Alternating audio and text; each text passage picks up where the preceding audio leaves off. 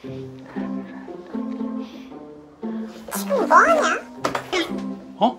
이거 지금 모니터 테스트하고 있는 중이지. 아, 그게 테스트하고 있는 태도야? 이거 광고 받은 거야?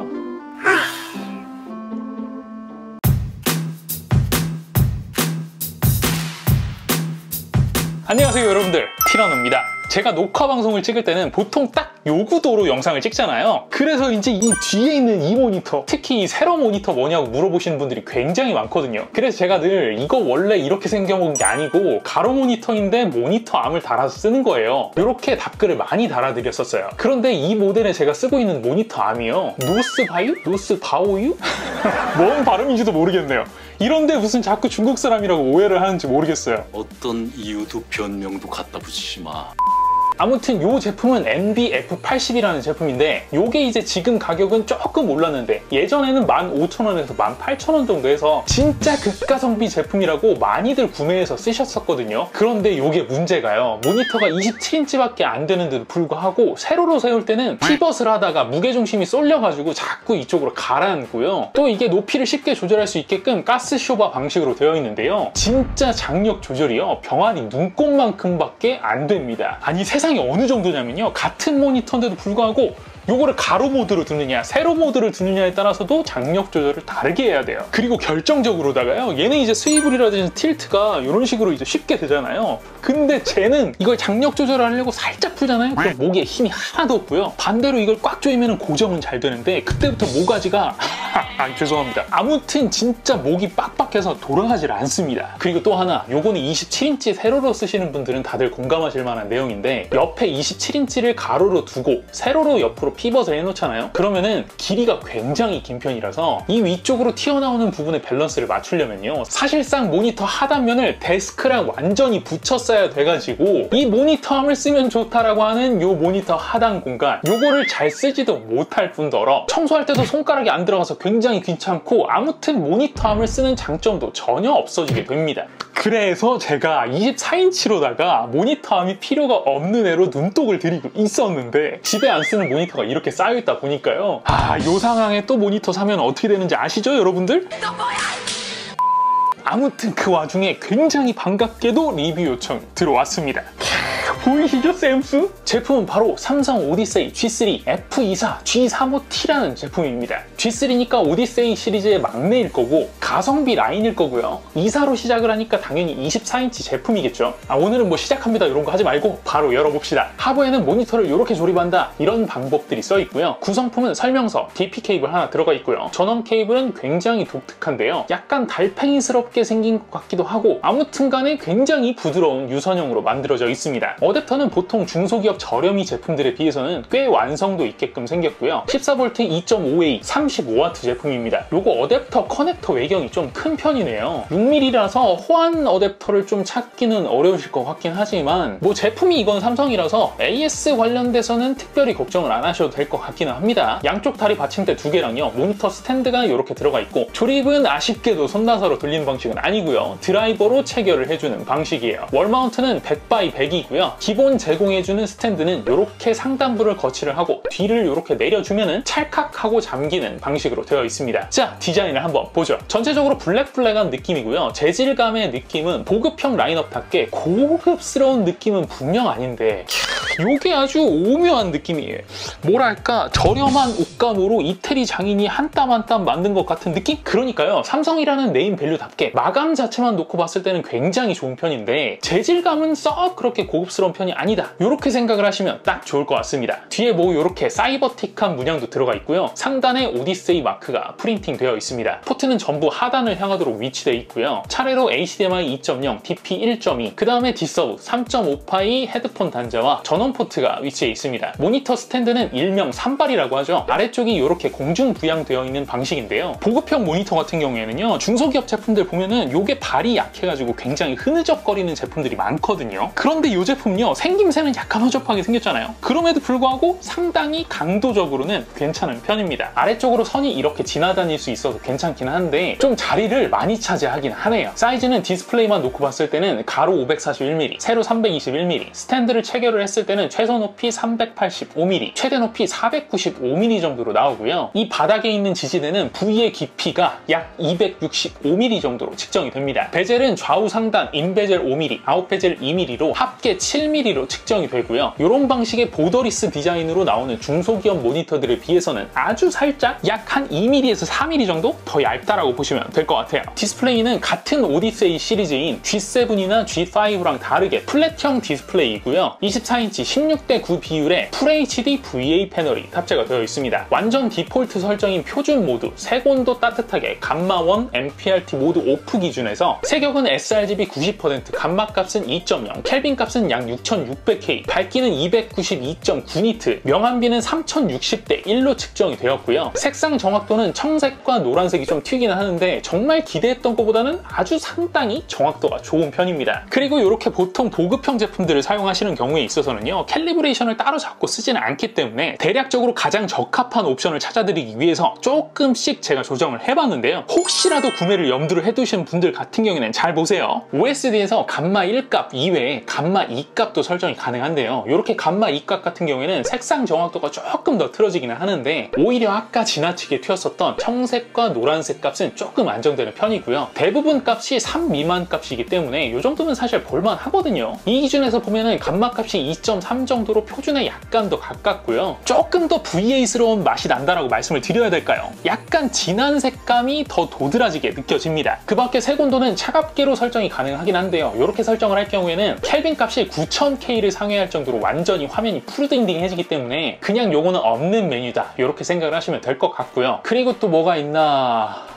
요게 이제 스펙 시트는 250 칸델라로 나와 있는데 그것보다는 높은 밝기이긴 하지만요, 290 칸델라도 솔직히 조금 아쉬운 편이라서 요거를 살리기 위해서 조정을 좀 해봤거든요. 메뉴 중에서 요 색 대비를 좀 강하게 주면은 100%까지 줬을 때 밝기가 최대 350니트까지 올라가긴 하거든요. 그런데 이렇게 조절을 하게 되면 감마 값이 같이 박살이 나서요, 제가 감마 값에 최대한 영향을 안 주게끔 조절을 한 값이 색 대비를 딱 65%까지 올리면 보시는 것처럼 감마 값에 거의 영향을 주지 않고 밝기를요 최대 330니트까지 올릴 수가 있었습니다. 이 기준에서는요, 감마 세팅을 감마 1값으로 적용을 했을 때에는 색역은 그대로 sRGB 기준 90%, 감마 2.0 유지가 되고요. 켈빈 값 약 6700K에 밝기 335니트, 명암비는 무려 3520:1까지도 올라갑니다. 색 정확도 같은 경우에도요, 대부분 델타 2값이 2 미만, 갈색과 노란색, 청록색 정도만 조금 튀는 편이고요. 요거를 옵션을 감마 2로 적용을 했을 때에는요, 색역이 sRGB 기준으로는 93%, 감마 2.3, 켈빈 값이 약 6700K에 밝기는 337니트, 명암비는 3090:1, 색 정확도는 델타 2값이 평균 1.51, 좀 높은 애들이 대부분 2.5 이하로 나오기 때문에요. 요 기준으로 봤을 때는 처음에 이 기본 세팅된 디폴트 값과 비교 시에도 색 정확도에서 크게 차이가 나지 않는 수준에서 밝기를 올리게끔 세팅이 되는 게 가능합니다. 솔직히 이 정도면요, VA 보급형 제품들 중에서는 정말 나이스하다. 직캠으로 쓰기에는 내가 무슨 얘기를 하는 거야, 직캠이라니. 이 사람이 무슨 소리 하고 있어? 정신 차려.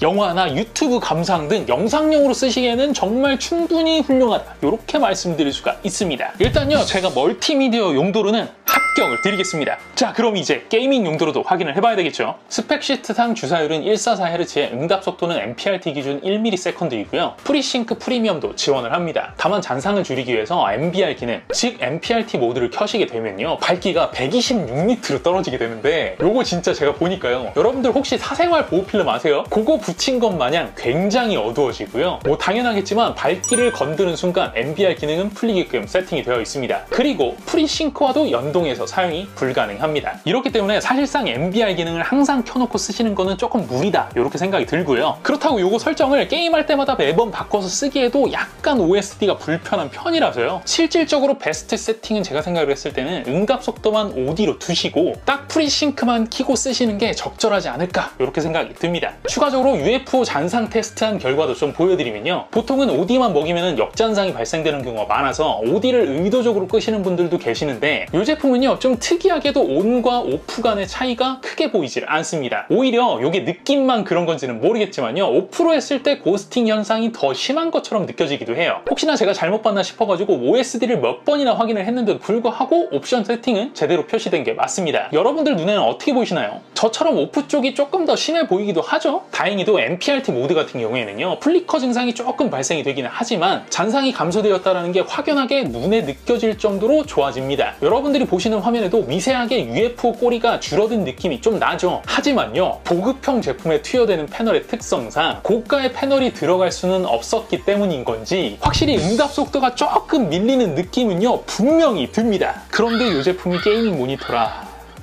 살짝 곤란하네요. 그러면요, 게이밍적으로는 항목별로 이렇게 평가를 드리도록 하겠습니다. 삼성 오디세이 두 가지 항목은 합격, 해상도와 주사율은 평타, 그리고 마지막 응답 속도는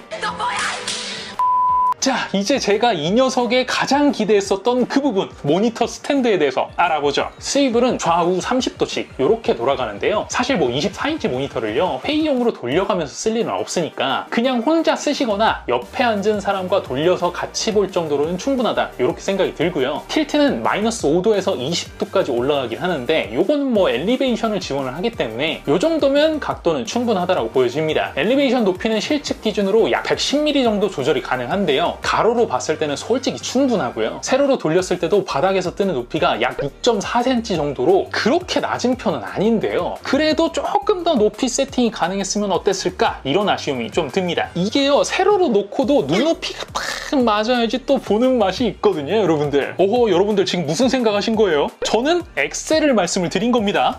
이 새끼한테 입만 벌리면 거짓말이 자동으로 나와. 그리고 이렇게 돌려서 피벗도 되는데요, 이게 한쪽 방향으로만 돌릴 수 있는 애들도 있거든요. 그런데 듀얼이든 트리플이든 다중 모니터를 구성을 하시려면요, 이 부분이 다른 디스플레이랑 맞닿게끔 세팅을 하셔야 되는데, 만약 이게 한쪽으로만 돌아가잖아요, 그러면은 세로로 쓸 때는 이걸 왼쪽 혹은 오른쪽으로 딱 위치가 고정되어서 굉장히 불편한 편인데요, 이건 다행히도 이쪽으로도 그리고 이쪽으로도 돌아가서 요것은 좀 훌륭하다, 이렇게 평가가 가능할 것 같습니다. 요거는요 제가 따봉 드릴게요. OSD는요, 저 같은 경우에는 이걸 세팅값은 지금까지 계속 만져댔을 거 아니에요, 여러분들. 그래서 상대적으로 좀 익숙해진 편인데 요거요 진짜 버튼이 상당히 불편합니다. 그리고 왜 이렇게 세팅을 한 건지는 잘 모르겠지만 OSD는 좌우로 구성이 되어 있잖아요, 그런데 버튼은 위아래로 만들어 놨어요. 이건 좀 그렇지 않나, 이런 생각이 좀 들기도 하다가, 뭐 저 같은 사람들 말고 일반적으로 그냥 모니터 세팅을 하시는 경우에는 딱 한 번 세팅을 해놓고 그 다음부터 안 만지는 경우들이 굉장히 많으시기 때문에 뭐 이건 뭐 그럴 수도 있겠다, 이런 생각도 좀 들기는 합니다. 그리고 요거 빼먹을 뻔했네요. 요 LED 점등 버튼, 요거는요 켜져 있을 때는 딱 온 상태로 고정, 슬림 모드일 때는 동일하게 흰색으로 깜빡깜빡 하는데요, 제가요 저가형 모니터 앞에 전면에 딱 붙어있는 이 파랗고 빨간 LED 아주 극혐한 편인데, 요거는 아주 흰색으로 기가 막히게 잘 뽑아냈습니다. 거기다 추가적으로 요 헤드셋 거치대, 요거 아주 그냥 별거 아닌데 여기다가 헤드셋 딱 걸어놓으면 또 맛이 살지 않습니까? 요런 디테일, 요런 맛에 사실 삼성 사는 거죠. 물론 저 같은 경우에는 세로로 사용할 거기 때문에 요런 헤드셋 거치대가 필요가 없긴 하지만요, 제가 늘 얘기하잖아요, 옵션은 안 써도 있는 게 좋은 거라고요. 오케이?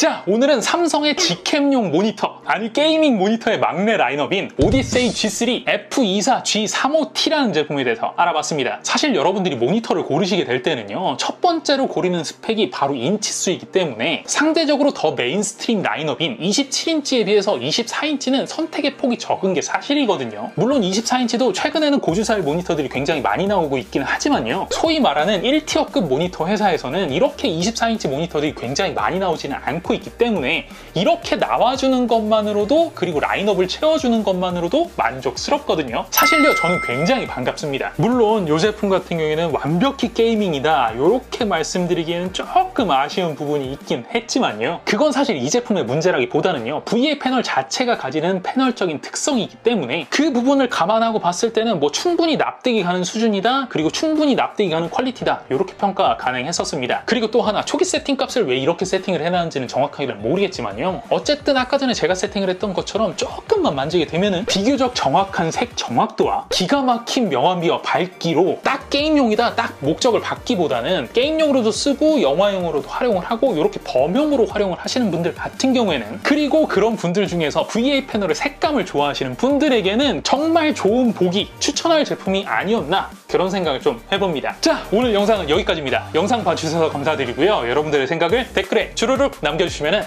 제가 답변 드리도록 하겠습니다. 좋아요와 구독 그리고 알림 설정도 꼭 잊지 마시고요. 이상 티라노였습니다. 고맙습니다.